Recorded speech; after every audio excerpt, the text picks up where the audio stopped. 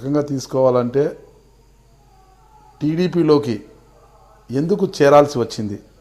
అంటే మీరు ఇమడలేరని తెలుసు టీడీపీలో, అయినప్పటికీ మీరు ఎందుకు చేరాల్సి ఉంటే మీ భావాలు అన్నీ వేరే. అసలుకి ఇలాంటి సందర్భంలో మీకు టీడీపీలోకి చేరాలి ఉండాలనే ఆలోచన ఎందుకు వచ్చిందంటారు? అసలు రాయలసీమ కోసం పాదయాత్రలు చేసిన వాడిని, కష్టపడిన వాడిని, నికర జలాల కోసం ఫైట్ చేసిన వాడిని, డెవలప్మెంట్ కోసం ఫైట్ చేసిన వాడిని కాంగ్రెస్ పార్టీ కనుచూపు మేరల్లో లేకుండా పోయింది.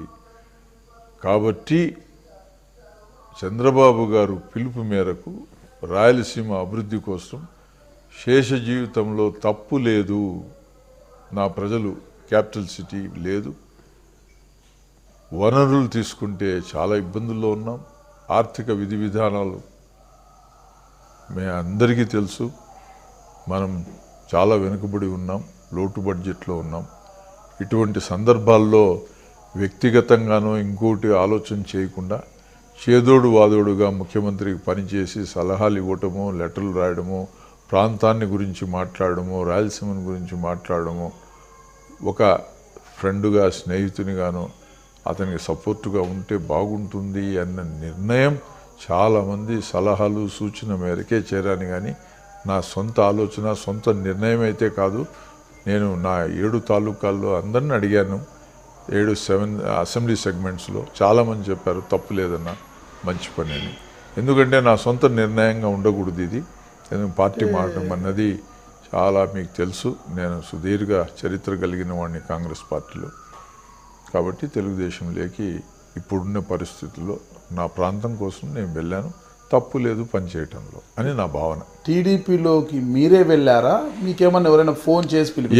ఎస్ పెద్దలు చాలామంది ఫోన్ చేశారు, రమ్మని పిలిచారు, చర్చించారు. ముఖ్యమంత్రి గారు స్వయంగా ఇంటికి రమ్మంటే కూడా వెళ్ళాను, మాట్లాడి నిర్ణయం చేశాను. ఎక్కడ గౌరవం ఉంటుందో అక్కడ ఉండడం కూడా మంచిదని నా భావన. అంటే మీరు టీడీపీలో చేరినప్పటికీ క్రియాశీలకంగా లేరు, పెద్దగా ప్రధాన పాత్ర పోషించడం లేదు అంటున్నారు. అంటే రాజంపేట పార్లమెంటు నియోజకవర్గానికే పనిచేస్తానని చాలా క్లియర్గా చెప్పాను. రాయలసీమ డెవలప్మెంట్ ఇష్యూస్లో పాల్గొంటాను. రాయలసీమలో కేవలం రాజంపేట నియోజకవర్గానికే పనిచేస్తాను, అభివృద్ధి కార్యక్రమాల్లో పాలు పంచుకుంటా ముఖ్యమంత్రి గారికి చెప్పాను. అందుకే నాకు రాజంపేట నియోజకవర్గ ఇన్ఛార్జ్ ఇచ్చారు వాళ్ళు. అది విషయం. అంటే పార్టీలో ఉన్నా కూడా మీకు మనసు ఒక చోట మనిషి ఒక చోట అన్నట్లుగా వ్యవహరిస్తున్నారు. అట్లేం లేదు. తప్పది. నేను వెన్నుపోటు పొడిచే మనిషిని కాదు. అంటే ఇప్పుడు మీరు వైఎస్ జగన్మోహన్ రెడ్డి మిమ్మల్ని పార్టీలోకి తీసుకోలేదు, ఓకే ఎందుకు విభేదించారో మీకు తెలియదు. అంటే మీరు తొలుత రాజకీయాల్లోకి ఇష్టం లేకోకుండానే వచ్చారు. రాజకీయాల్లోకి ఇష్టం లేక అయిష్టంగానే రాజశేఖర్ రెడ్డి గారి మీ రాజా యొక్క 1976లో మా ఫాదర్ ఈ రింగ్ ఇచ్చినారు నాకు. మా గ్రాండ్ మదర్ మా ఫాదర్కి ఇస్తే ఈ రింగ్ నాకు ఇచ్చారు.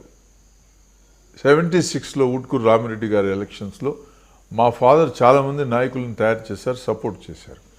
ఇక మీదట నువ్వు వెళ్ళు అన్నారు. 76లో ఉట్కూరు రామిరెడ్డి గారికి చేశాను, మళ్ళీ రాజశేఖర రెడ్డి గారికి చేశాను, పివిఎస్ మూర్తి గారికి చేశాను, మా అన్న సాయిబాబా గారికి చేశాను. ఇట్లా పెద్దలకు చాలామందికి, మన మాసిమ రాజగోపాల్ రెడ్డి గారికి చేశాను. అందరికీ చేస్తూ వచ్చినాను. రాజకీయంగా సపోర్ట్ చేసిన వాడిని. A friend in need a friend indeed అని నా ఫ్రెండ్ అడిగినప్పుడు రాజకీయాలకు రావాలి Sai, as long as I live in politics you should be with me అన్నాడు. ఎస్, నిర్ణయం తీసుకుని వచ్చాను. దానికి వ్యాపారానికి రాజకీయాల్లో ఉండేడు వ్యాపారం రాకూడదు. ఇప్పుడు నేను రాజకీయాల్లోకి వచ్చిన తర్వాత వ్యాపారమే లేదు, మొత్తం అన్నీ మూసి చాలా కష్టాల్లో ఉన్నా, ఇబ్బందుల్లో ఉన్నా, పూట గడిచేది కష్టంగా ఉంది.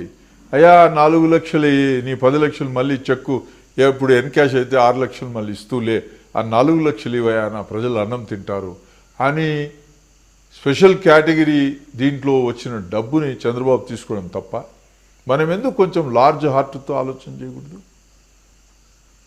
పెద్ద మనసుతో మనం ఎందుకు పరిస్థితుల్ని అవగాహన చేసుకుని ముందుకు అడుగు వేయకూడదు?